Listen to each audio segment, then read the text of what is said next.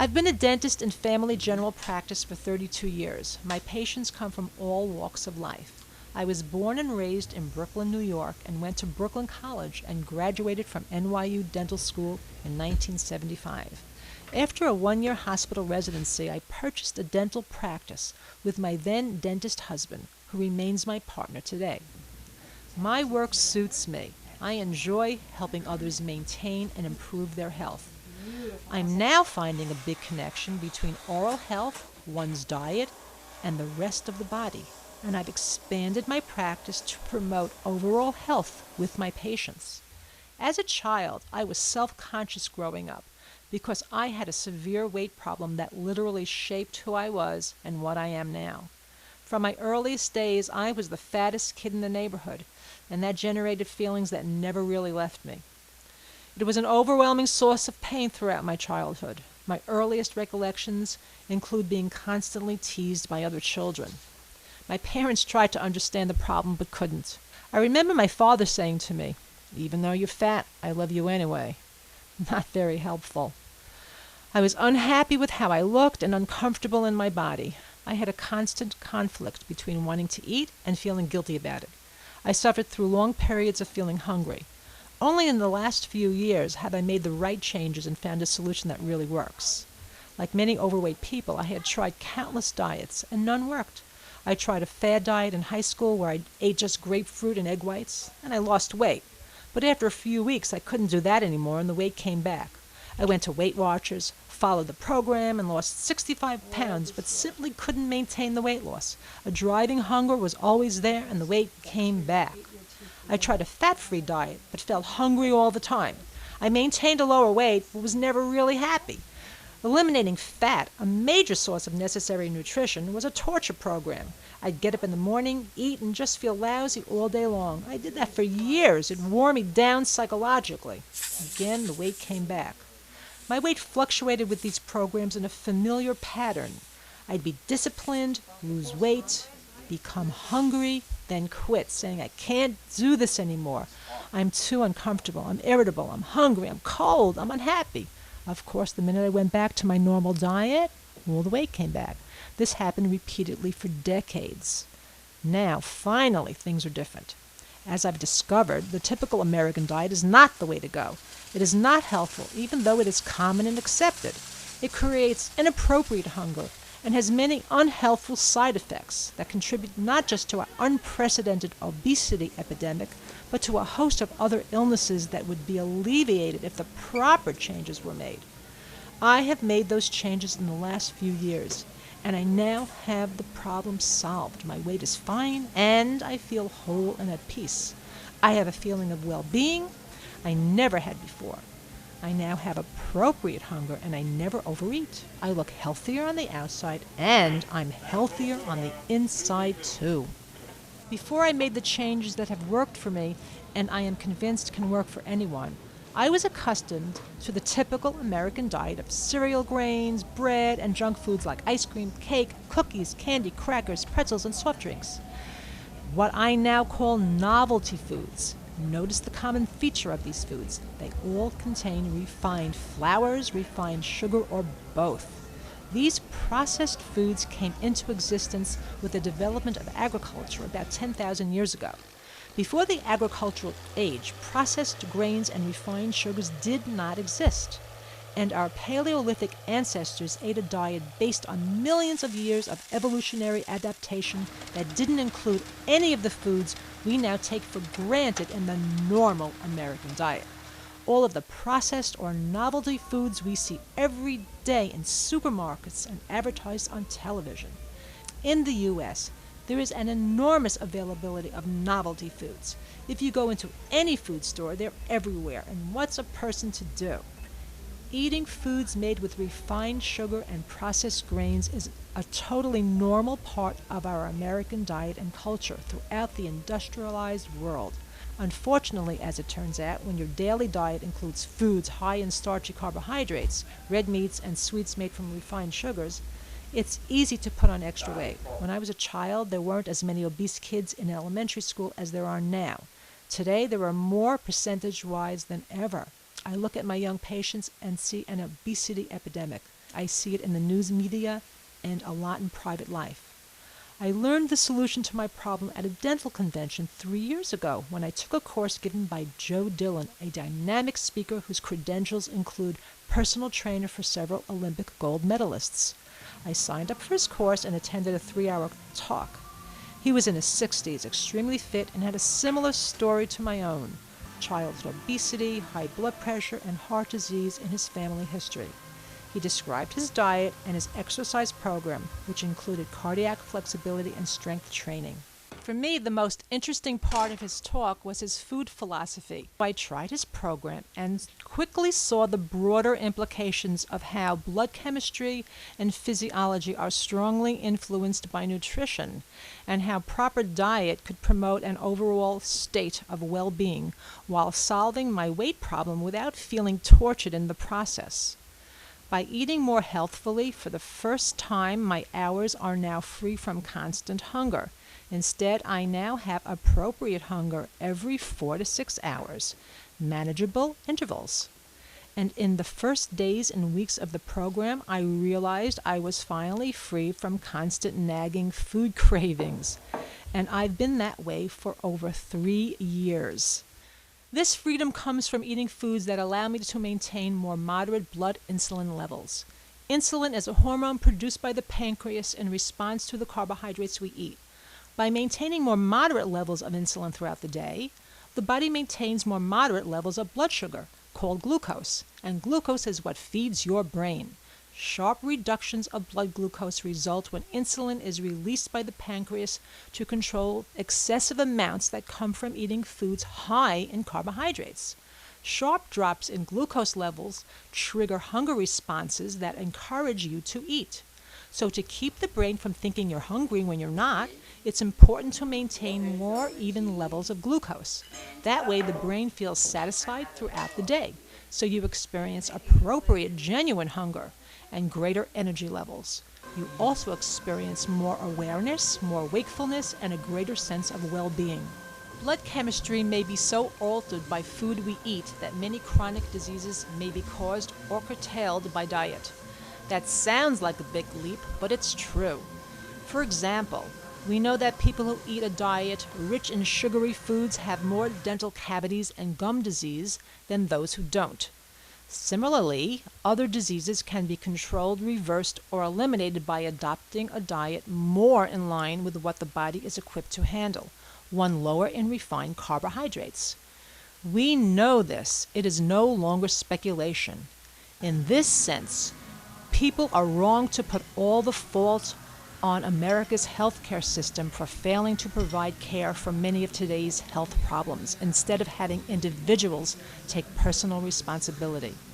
These diseases include obesity, diabetes, heart disease, and a host of autoimmune and inflammatory diseases like arthritis and fibromyalgia. Now that I finally understand this, I am better able to help my patients. I've even changed my definition of health. People often equate health with just feeling good. People say, I know I'm healthy because I feel good. Nothing is hurting me, nothing's bothering me. But if you're having a heart attack and you're in an ambulance on the way to the hospital, that disease didn't start when the ambulance was called. It started years before with changes in the body that went undetected. So just feeling okay is not the best definition of health. A better definition recognizes that being healthy also means freeing the body of silent red flags or biomarkers we can detect in our blood chemistry but may never feel. For example, it is now clear that inflammatory responses, which are controlled by our body's immune system, can be both good and bad for us. The good news is that we need appropriate inflammatory responses to fight disease when we're invaded by bacteria or viruses. We need inflammation when we're hurt to repair injured tissues. Appropriate inflammation is a good thing because it brings blood to injured tissues. There's a cascade of events at the cellular level that is beautifully orchestrated to bring reparative materials to the site of invasion or trauma. One well-known example is when the body brings white blood cells to help fight infection. We get swelling and soreness at the site, while our bodies fight off infection. We have many building blocks to repair injured tissues, and the site of infection is a clear example of appropriate inflammation. But when the attack is over, the body needs to stop inflammatory response, because if there's prolonged inflammation, it is actually destructive. Much disease can result from an overproduction of inflammatory hormones and inflammatory responses that don't stop. Arthritis is inappropriate joint inflammation that doesn't stop. Heart disease is inappropriate inflammation of the arteries that doesn't stop. And we now know that in people eating the American diet, there is an overwhelming amount of inappropriate inflammation present in the body all the time, with little or no anti-inflammatory response to turn it off. Put simply, the pro- and anti-inflammatory hormones are not in sync. And it turns out that our dietary choices can overproduce inflammatory hormones and underproduce anti-inflammatory hormones, upsetting the balance, and health is the balance of these responses. Under this scenario, we can define health as largely absence of inappropriate inflammation and a balance between inflammatory and anti-inflammatory reactions by our immune system. To me, that is a better definition of health than just absence of pain. Our healthcare system is overwhelmed by the amount of chronic progressive inflammatory disease presented to it. It's unprecedented in our history. 2 dietary changes can reverse this trend. First, we can maintain better insulin levels by eating healthier carbohydrates.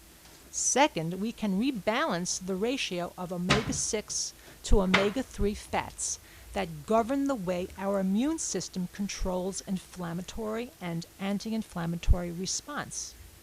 First, let's talk about controlling our insulin output. We should eat to maintain lower insulin levels throughout the day. We can easily do that by eating fewer processed refined grains found in foods such as bread, pretzels, cereal, chips, and pasta, which are essentially refined starchy carbohydrate sources. When we eat such products, these carbohydrate sources are rapidly digested and enter the bloodstream faster than the body can handle it, causing a rapid outpouring of insulin into the blood. By adding 3 to 4 ounces of protein, such as chicken, fish, or soy, and a small amount of a healthy fat to each of our meals, we can slow down the digestion of carbohydrates, reducing our insulin response. It's interesting to note that obesity, diabetes, and heart disease came into existence at the same time that agriculture did, about 10,000 years ago. Same with tooth decay. Agriculture brought us the ability to domesticate and grow starchy grains such as corn, rice, and wheat. These foods became the mainstay for many populations. Before that, heart disease and tooth decay weren't prevalent. When we were hunter-gatherers, there were fewer starchy foods and no sugars, and these kinds of diseases were rare. In evolutionary terms, we are still living in bodies that are millions of years old. Genetically, we're the same as our Stone Age ancestors. We evolved in an environment where there were certain foods available to us and not others. So if we were to mimic a pre-agricultural, hunter-gatherer type of diet, we'd become healthier. You can't run a Model T Ford on rocket fuel. We have to look at our bodies the same way. What are our bodies designed to eat? The more we consume novelty foods, the more problems we have. So of course we're seeing increased levels of inflammation leading to epidemics of heart disease, diabetes, obesity, and a host of autoimmune diseases. Heightened insulin level is one cause of chronic inflammation leading to immune system breakdowns. Another is that we Americans no longer have a healthy ratio of omega-6 to omega-3 essential fatty acids. We need both these fatty acids to live. They are essential. But we are eating too many omega-6 and not enough omega-3 fatty acids. Omega-6 essential fatty acids are found in vegetable oils such as corn oil, safflower oil, and sunflower oil. They are the precursors to all inflammatory proteins or hormones our bodies produce. Omega-3 fatty acids are found in fish like mackerel, tuna, salmon, and sardines, and in tree nuts like walnuts and almonds, in flaxseed oil, and in fish oil supplements. But in our current Western diet, we're not getting enough. These fatty acids shut off our body's inflammatory response. In today's diet, that ratio is completely out of whack, about 15 to 1. The American diet is woefully deficient in omega-3 fatty acids. That's a recipe for disaster, leading to inappropriate inflammation that the body has a hard time turning off. Agriculture developed because there was a need to feed growing populations. There wasn't enough meat and fresh produce to do the job. So human beings, being as smart as we are, domesticated grasses, harvested the seeds or grains, processed them by removing the outer husky layers, getting to the starchy inner parts, smashed them up into smaller molecules, and stored it in a form that takes a long time to turn rancid, namely refined flour. Then we made wonderful things called bread and pasta out of it, mass-produced it, and mass-distributed it.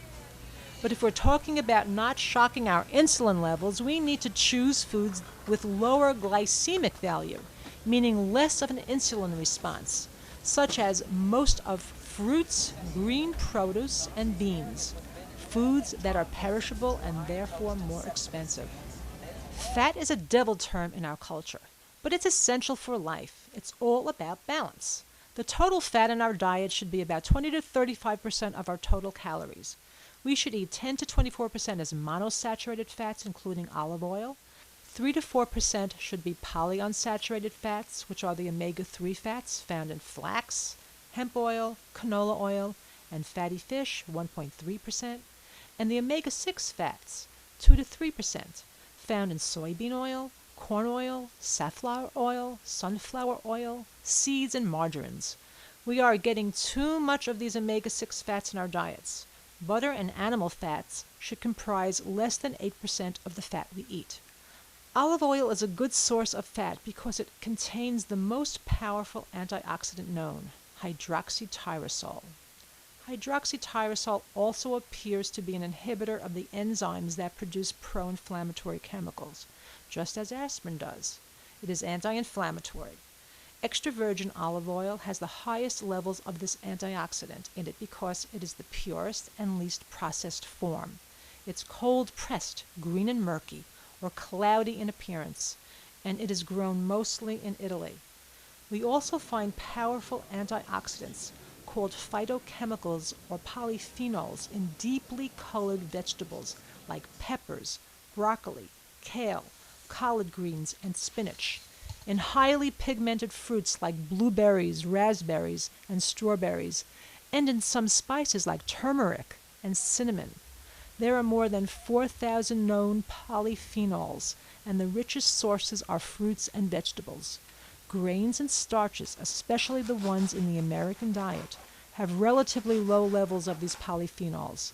Eating large amounts of starchy foods as filler in our diet has displaced the foods necessary for our supply of many other important nutrients. Plants have evolved these ingenious antioxidants to neutralize the free radicals caused by long and intense exposure to the sun's energy.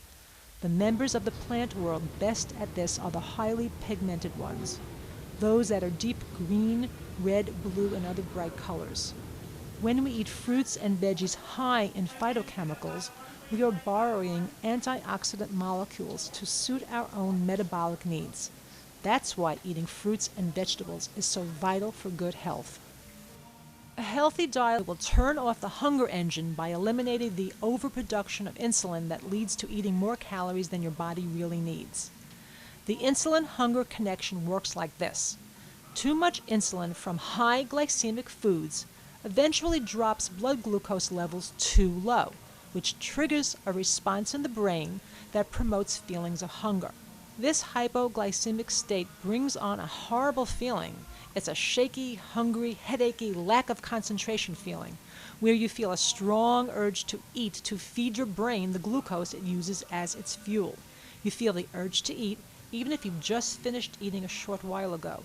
You say to yourself, I don't understand why I'm 50 pounds overweight. I just ate an hour ago and I still feel hungry. Why does my body want more food? Why can't it eat the fat that is on me and leave me alone? That is what I mean by inappropriate hunger. To end the problem, it's critical to control insulin levels and have a better ratio of omega-6 to omega-3 essential fatty acids. Since I changed these factors in my diet, I now go 4 to 6 hours without even thinking about food, which to me is miraculous. I now eat 4 or 5 times a day. I eat within half an hour of waking up, and I have a small meal before bed. Every time I eat, I have a protein, a healthy carbohydrate consisting of an unrefined, low glycemic carbohydrate such as fruit and vegetables, rather than floured products, and I eat a healthy fat with it. Anything that walks on the earth is a protein source: chicken, turkey, fish, or a lean cut of beef or pork, to name a few. We can also use milk protein like whey, low-fat cheeses or yogurt, egg whites, and plant-based soy protein. People ask me how I can be so restrictive with my diet because I have cut out pasta, bread, rice, corn, potatoes, and other refined floured products and sugar. And I say that I now eat a more varied diet than do most Americans. I eat apples, pears, blueberries, raspberries, oranges, grapes, and many other fruits. Instead of raisins and other dried fruits, it's better to stay with fresh, because with dried fruits, it's easy to overeat. It's also better to avoid tropical fruits like bananas and pineapple, because they're loaded with fruit sugars and cause a more severe glycemic kick, meaning a higher insulin response. I also eat fresh vegetables like broccoli, string beans, spinach, kale, cabbage, beans, and chickpeas. In general, it's better to avoid prepared foods, better to stay with fresh. In that way, we are mimicking our caveman ancestors, who got up in the morning, walked out of their caves, hunted for animals, gathered berries, vegetation, roots, seeds, and nuts, and ate a diet that was in tune with millions of years of evolution. There's also way too much fat in the domesticated animals we breed for food. Think about the difference in fat levels between a wild grass-eating bison and a steer that's force-fed grains on a farm. The steer is bred to have more marbling of saturated fats in its muscles, which tenderizes it. And while that may make it taste better, we're eating fattier foods in amounts well beyond the range of what's good for us. A better choice is to buy leaner cuts of meat while avoiding heavily marbled varieties. That way, we once again mimic the pre-agricultural diet. That's the way the body wants to be fed. It's hard to change behavior, but if you really think about it, change can happen in a nanosecond. I feel obligated to tell my patients, especially those with periodontal disease, about the connection between food and inflammation. Periodontitis is an inflammatory disease. It's a response by the body to the presence of bacteria around the necks of your teeth. Right? So this exaggerated inflammatory response occurs not only around the necks of the teeth, but in many other parts of the body. And that as well has a lot to do with our diet, because we can manipulate the hormones responsible for inflammation by changing what we eat, by making better choices. It's called dietary anti-inflammation medicine. And heredity has nothing to do with it? Heredity always has something to do with everything. But we can turn genes on and off by environment, how we exercise, and how we eat. There are 2 things you can do to reduce contracting periodontitis. You can get rid of the bacteria through brushing and flossing, or you can eat more healthfully and have less of an inflammatory response. If you do both, you're really in good shape. So I'm obligated to tell them that it's not just about flossing and brushing. It's also about what you're doing with the rest of your body. And I know that there is a strong connection between gum disease and diabetes. So informing my patients about these effects is part of my job. Many diabetics have some form of gum disease because they're overinflamed. They've had so much insulin in their blood for so long, their cells become insulin resistant and they become diabetics. We can eliminate maturity-onset diabetes by altering the way we eat. Diabetes is an epidemic in this country, and like many other diseases, it is diet-related. I believe it's wrong to direct all of our anger at the healthcare system and the government for not taking better care of all our citizens. Unfortunately, the idea that everyone should have free healthcare regardless of how they live their lives imposes burdens on all of us. In my opinion, let's educate. Let's spend money on a public communication campaign geared to empower citizens to make better choices, to make and keep themselves healthier before it's too late.